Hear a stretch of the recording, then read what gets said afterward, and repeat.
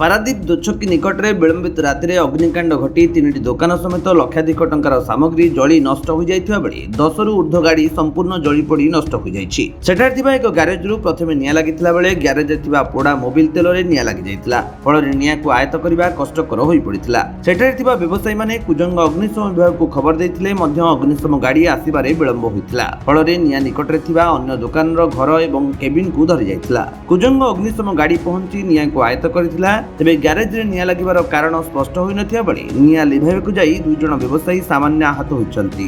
ଅରକ୍ଷିତ ସେଠି ମୁଁ ଟଲର ମାଲିକ। ये 5:30 टाइम आम ये चाह पिया अवस्था बोट्रे जड़े जड़े रही लोक अच्छा बोट बंधा है माछ फिशिंग हार्बरटा टे डाउन अच्छी मार्केट बोली माने माछ मार्केट बंद अच्छी से जोड़ा जोड़ी बोट बंधा होते जड़े रोसैया से रोसे करिया भितर टांकीटा भस्ट करिया भितर 5 खंड बोट पोड़ीगला डंगा भी पोड़ी जाइए।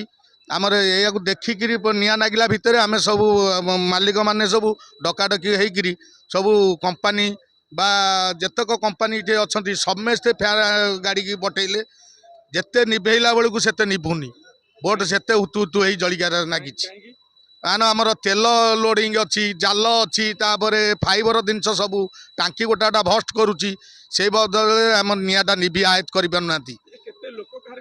ना लोक क्षति ना आज्ञा जो लोकटा रोसे करता से जो भस्ट कर तार टे क्षति होता आमर मालिक मैंने मेडिकल पठे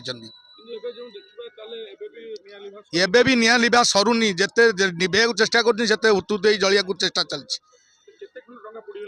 डंगा पोड़ी जाइए 5टा बोट पोड़ी जाइए डंगा 5टा पोड़ी जाइए 10 खंड बोट धन नष्ट हो जाइए। पारादीप तूफान कुमार माझी रिपोर्ट विश्व विजयी न्यूज ओडिशा।